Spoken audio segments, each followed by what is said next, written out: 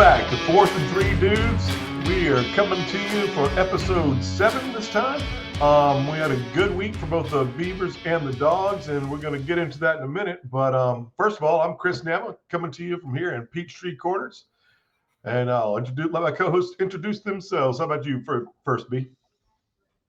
Bernie, Chris Burnett, down here in Camden County, and guess what? It is raining. Shocker. At least hopefully you're going to be out of the major path for Milton.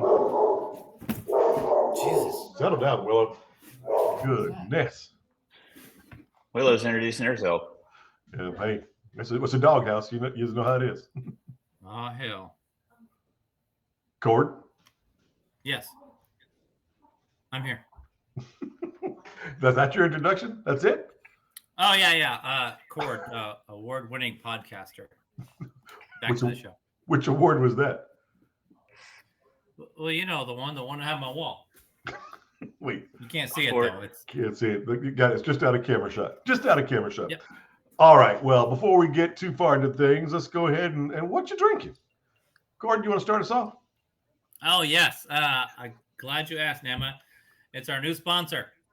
And I've been drinking this all day, but it's taken a while. Tabasco. Oh, goodness. I mean, I'm not through it yet.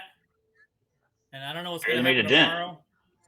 But, man, it is spicy. I like my eyeballs are sweating. I'm getting the meat sweats. It's like worse than being on the treadmill. Whew. Goodness. We Carry on. wouldn't want that. Back to the show. At least have a Bloody Mary. All right. So for our one listener on the audio, I just held up a whole gallon moonshine jug full of Tabasco sauce. Thank you for clarifying. Mine's about 2 cups. Well, I went ahead and I'm going with the bourbon and Diet Coke this time, or Coke Zero. Went ahead and switched it up a little bit. Got some Redemption bourbon. So Coke Zero.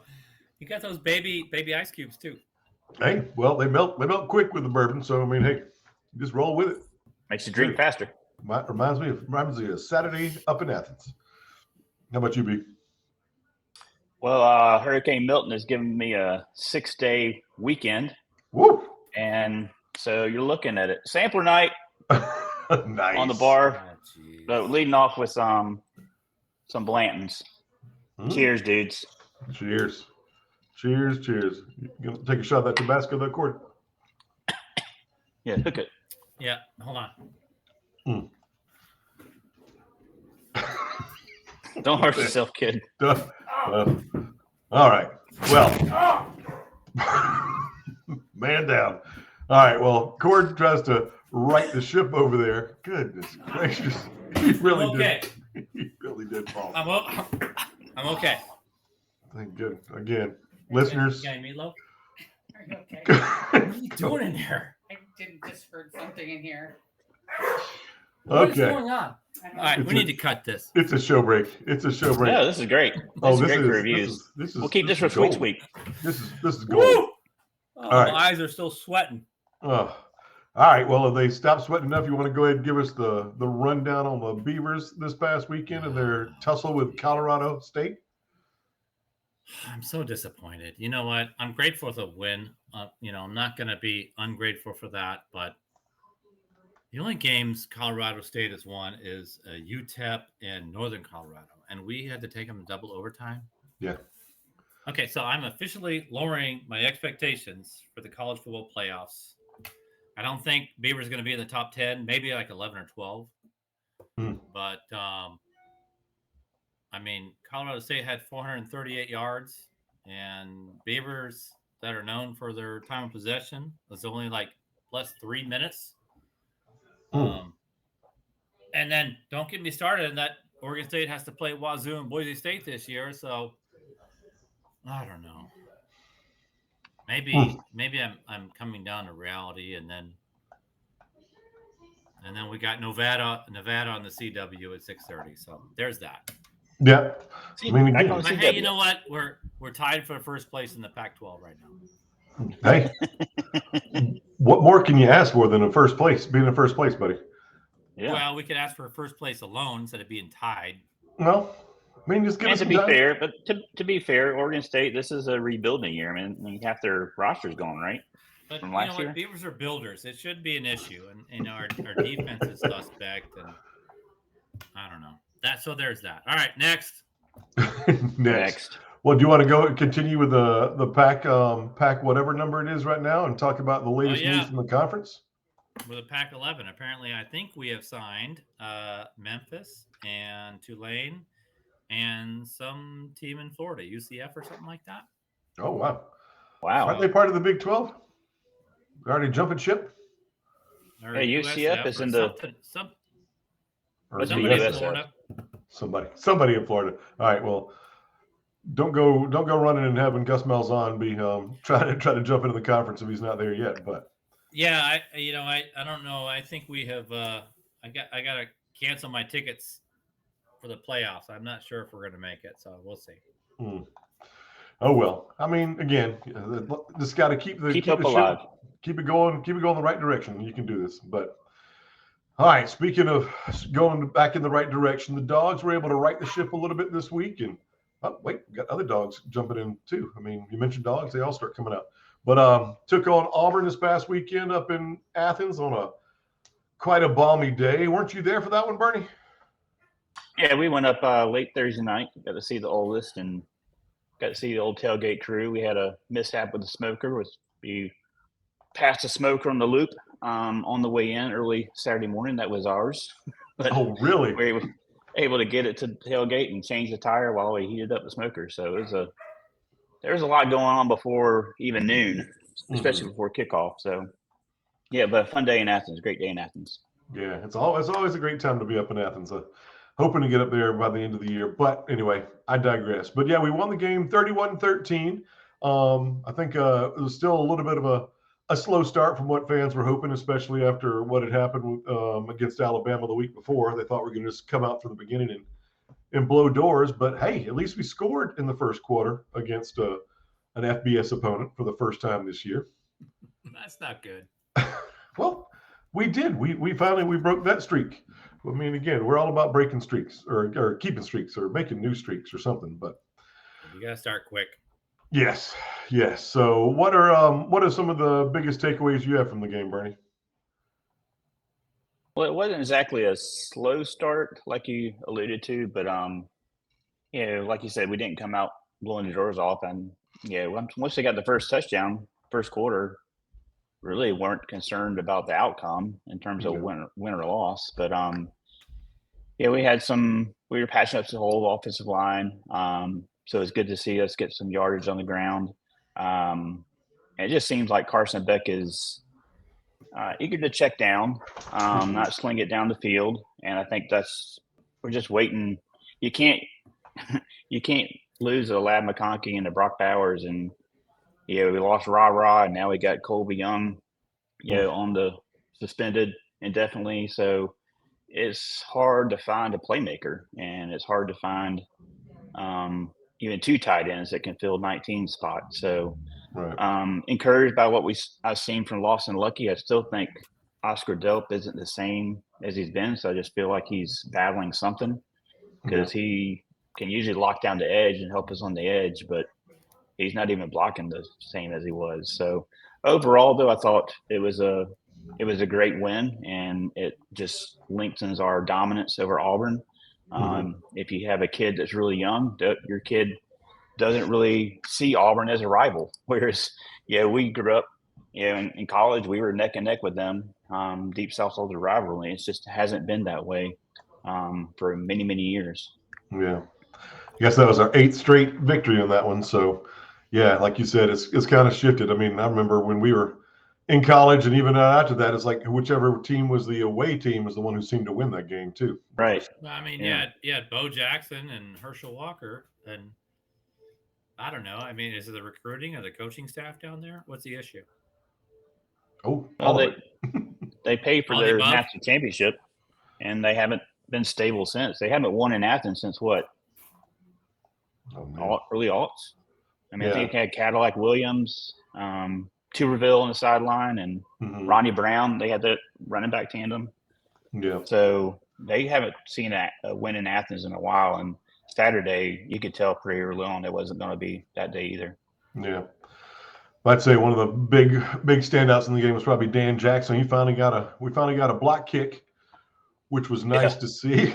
But he also had 7 tackles and a pass deflection. But I mean, yeah, Etienne got his couple of touchdowns and had his first day with over 100 total combined yards from passing and receiving and rushing. So that was nice. But yeah. So I mean, again, I agree. It's one of those where trying to find that consistent playmaker, the one that on that third down you can go to. I mean, keep thinking it might be Dylan Bell, but I mean, he's still does really great things. Had a good run this past time too, and still seems to catch some of those big passes. But yeah, trying to find that person who's going to be that security blanket every time. That's the one thing I think I agree. We still need to be looking for. Yeah, just to give Carson Beck someone to look at downfield, and the check downs, the ETN are there consistently, and that's a good thing.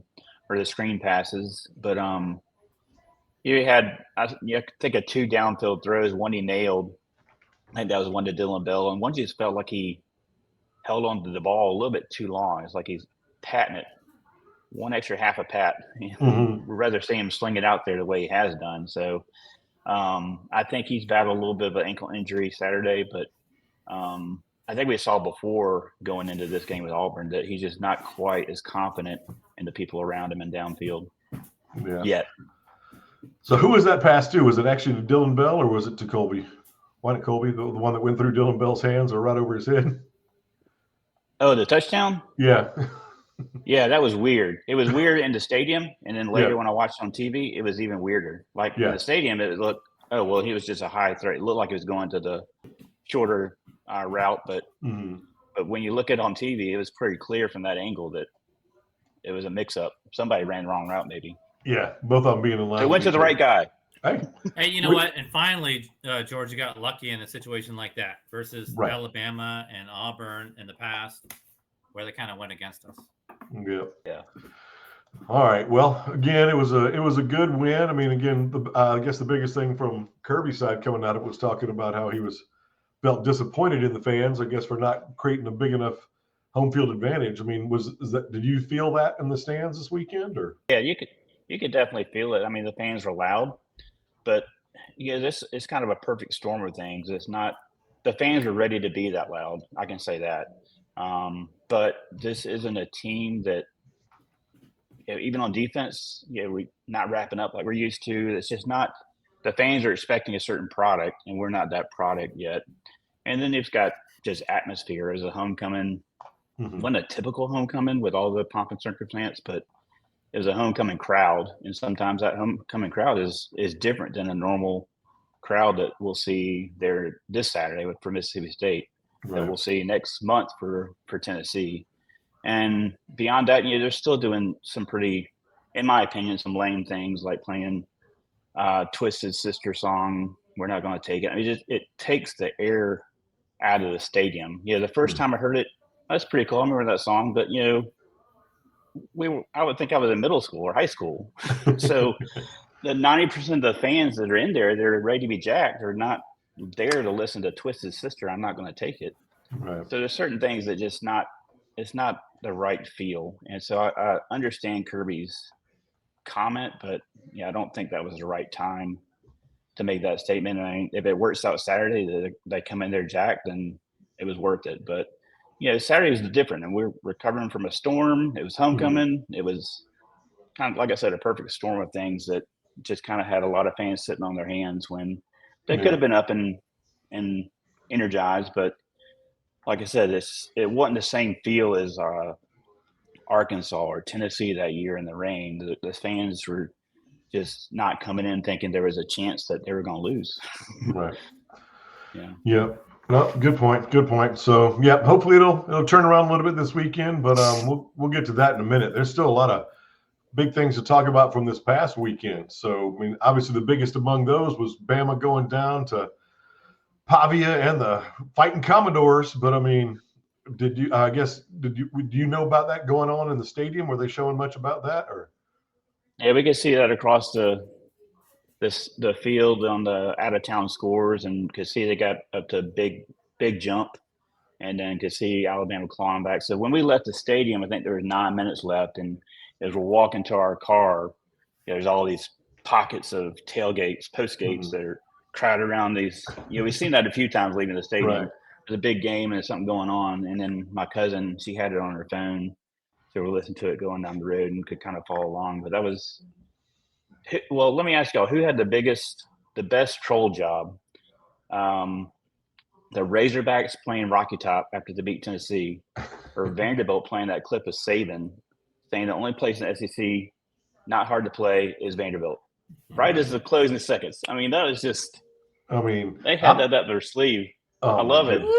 That was awesome. I mean, again, Cord was over with Meg watching the game with us, but I mean, again, we flipped over to that thing, and I mean, it was amazing how well Vanderbilt was controlling things in that game. I mean, but yeah, the fact that Clark Lee was able to use that to help motivate his guys and how well they played that whole game. I mean, ball control, out physical Alabama in every facet of the game. I mean, it was something to see, and it's like, holy smokes. But and didn't they come from New Mexico State? Yes. And that's who beat Auburn at Auburn last year. Yep. So yeah, they own the state. I was waiting for Bama to come back like they always do, right? Getting behind and then winning at the end by some lucky ass throw. But thankfully it didn't happen. Yeah. But yeah, I mean, I gotta say, after bad mouthing Vanderbilt this year for their SAT scores, I'm a big Commodores fan now. Yeah, I mean, yeah, I mean, again, because they beat both Auburn and Alabama. So I mean, but yeah, both. I mean, the offensive coordinator and the head coach from New Mexico State came over and are working on the staff there with Pavia, right? Hmm? And the quarterback, right? Yeah, Pavia. and the quarterback. Yeah. No, so I mean, again, he's very familiar with the system, and I mean, he's obviously been able to get everybody else up to speed on it, and quite quickly. I mean, again, you saw that at the beginning of the year. They had which again begs the question of what happened against Georgia State. But I mean, I think that one they gave up a few turnovers early and found it a little bit hard to come back from. But yeah, Pavia is dropping dimes on the field and dropping F-bombs in the post game. Yes. Yeah, everyone's got a game plan until you get punched in the face, like Tyson said, and they came out and they punched Bama right in the face. Yeah, I mean, that pass he had for the touchdown on 4th and 1. Oh, he just threw that. That was absolutely amazing. That receiver. I mean, again, he was rumbling, bumbling, stumbling, but I mean, he caught that thing and held on to it even through the catch. I was waiting for something crazy to happen with that one, but that wasn't the only big upset of the weekend. I mean, again, like you said, you brought up the whole Arkansas and Tennessee thing. I mean, again, I think I saw that coming from the Oklahoma game. I mean, I did not think Tennessee was nearly as good as everybody was saying they were, but I mean, still they had the record and had it going until old Sam Pittman was able to help guide the Arkansas Razorbacks with his boy Petrino. But I think they took the foot off the pedal against Oklahoma. He protected his quarterback a little bit, but yeah, Sam Pittman, they were able to expose him. Kept him out of the end zone until the third quarter. Yeah, that's right. They really didn't fight back. And I think Tennessee was a little exposed, a lot like Bama was. So, but yeah, I like seeing Sam Pittman win games at Arkansas. He's a lot of fun, and I wish him well always. Yes, sir. Tennessee was ahead 14-3 in the third quarter, right? I think you're right. I think they were down 3-0 at halftime. I went to bed with my little Vanderbilt crown on and my Vanderbilt cape on with my cane, doing the pimp walk to the bedroom, going to sleep like I won, like I'm 6-0. And the next morning I woke up and you guys cheated. Something happened. You guys changed the gravitational constant of the universe or something. But I don't know what happened because, I had checked out because I had already won. Mm-hmm. So you thought I dropped the ball on the 2-yard line. I was scoring a touchdown. So that's what happened. You thought you were over it. But unbelievable. Oh, one of the other undefeated teams in the SEC went down with Missouri. They finally they finally got exposed with that in that game against Texas A&M. I mean, What was A the little A&M. score bit, of that yeah. game? What was the score to that game? A whole lot to a little.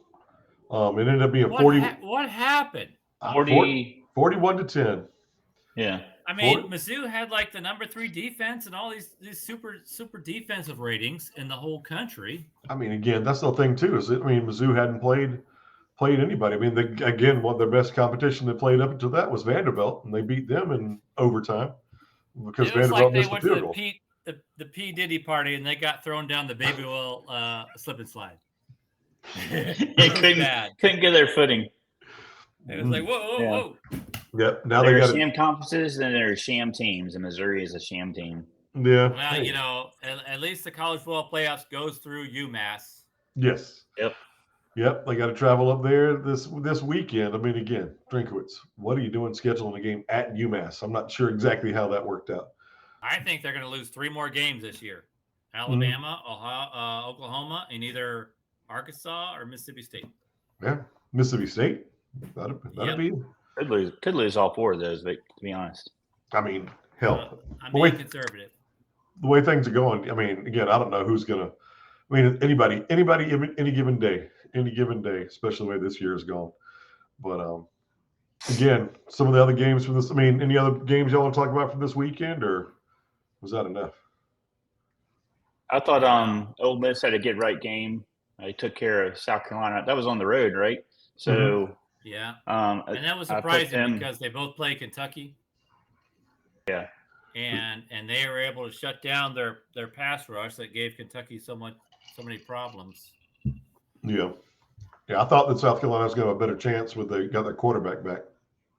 They got knocked out in that other game. So, or actually the LSU game, he got knocked out. But yeah, no, they did. Ole Miss thoroughly controlled that game. Miami had that miracle win at the end. I mean, again, I fell asleep too, kind of like Cord was saying when he thought Tennessee had won the game.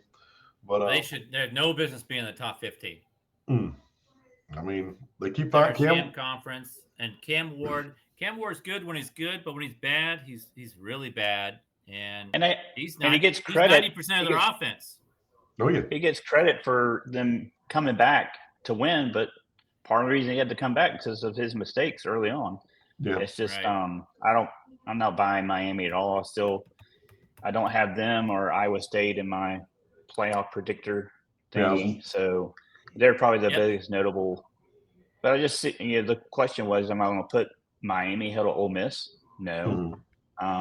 They even brought Notre Dame back into the playoff picture because they turned things around. They have a fairly easy schedule. I think their only losses are going to be Louisville and Georgia Tech.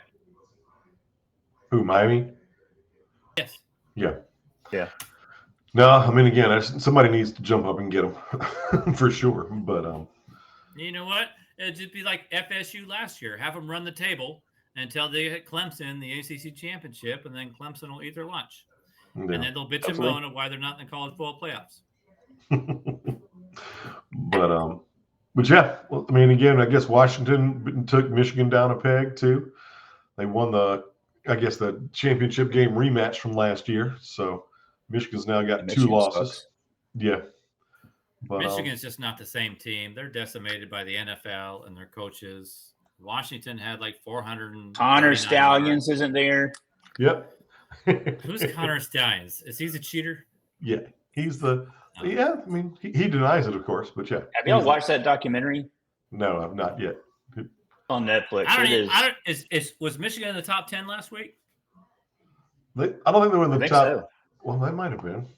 I think they're number 10. I don't know why. But they don't have a passing game. But yeah, they're a non-issue in terms of my thinking.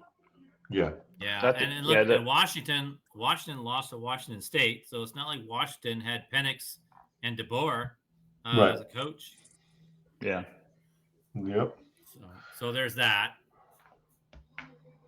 All right.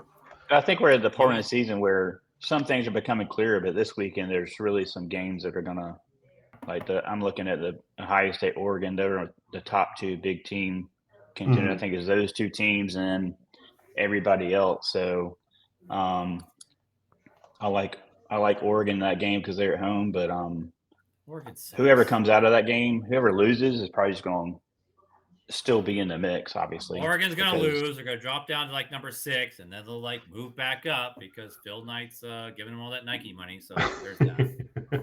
Yeah, I mean, again, you still got Penn State. I mean, Penn State still has the easiest route. I mean, they got to travel all the way across country as well. They're playing USC, who lost to Minnesota. Yep, they did. I mean, USC. You know, I'm so USC disappointed in sucks. USC after they beat LSU and came back, and now are they right above Michigan State in the Big Ten? I know they're 1-2 now in the Big Ten. So I mean, that Big Ten schedule is not so bad. they're ranked right above Michigan State, which is garbage. So yeah, you know, it serves them right. Traders. Oh, he froze. Who froze? I froze. He froze. Oh, he's fine. He looks fine to me. You can, as long as you can hear him, that's all that really matters. So, but yeah. So that Penn State. I mean, again, they don't have to. Do they play Ohio State? I mean, they don't play any of the real other big boys, except for maybe Ohio State. I think they do. I think they do play Ohio State. Yeah, that's going to be their one game. But other than that, they don't have to go against Oregon. They don't have to go.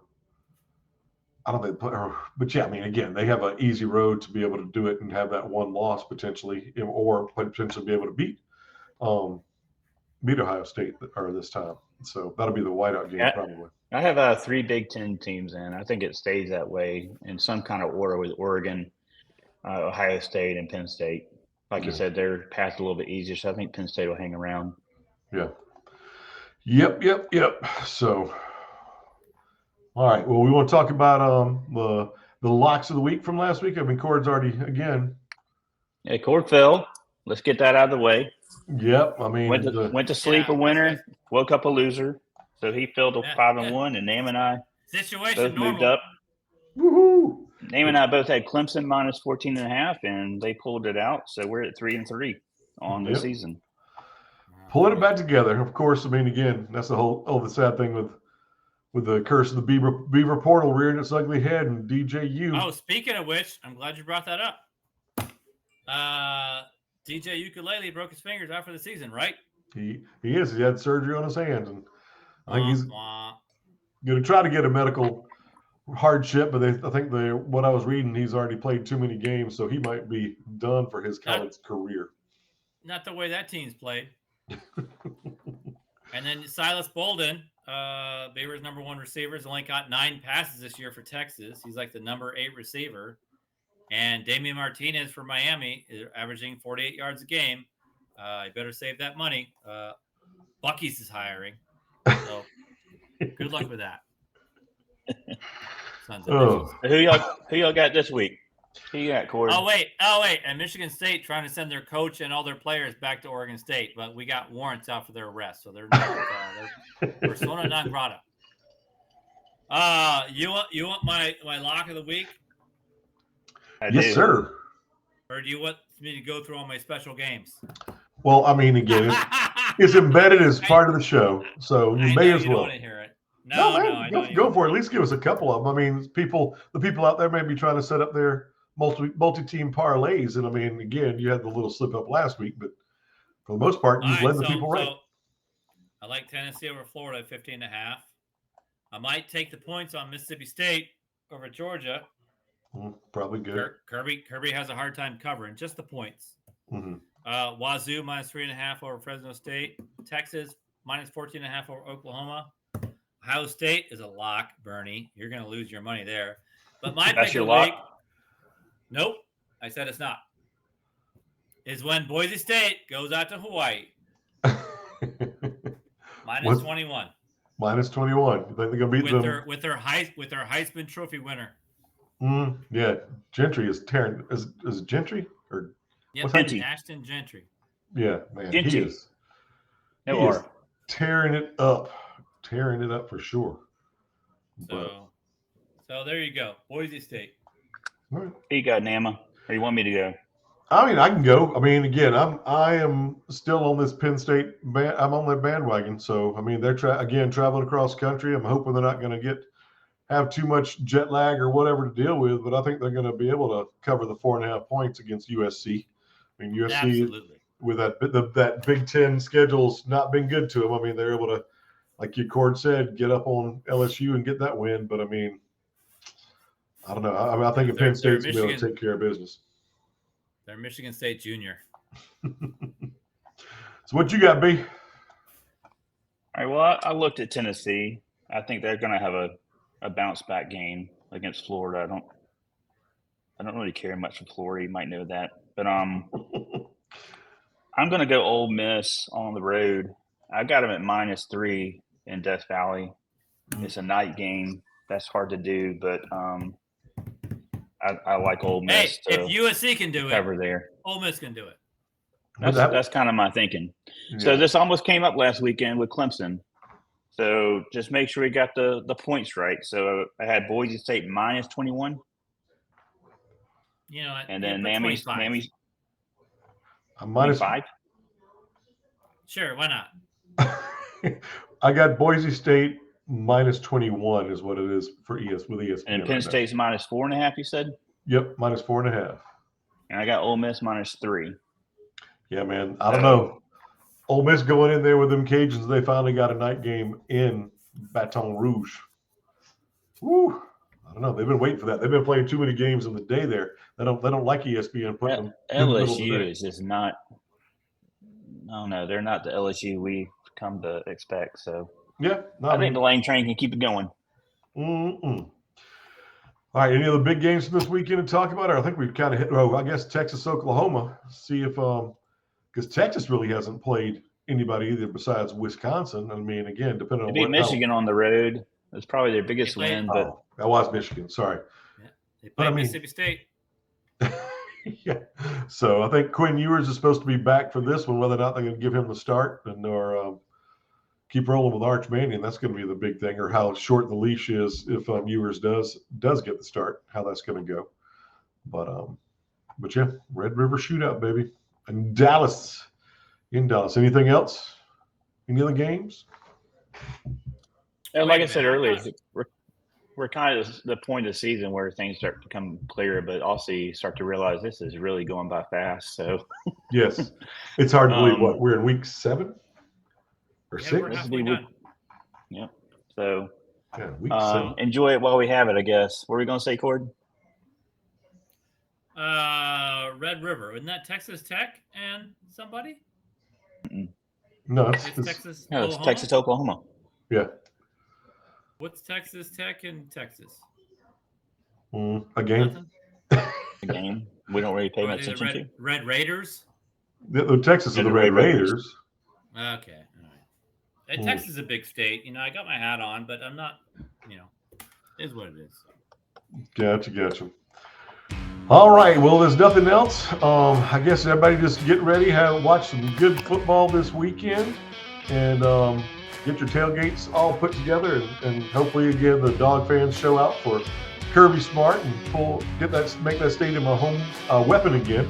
So, but anyway, other than that, I guess we're done for now. But we'll see you next week, and go Dogs. Go Dogs.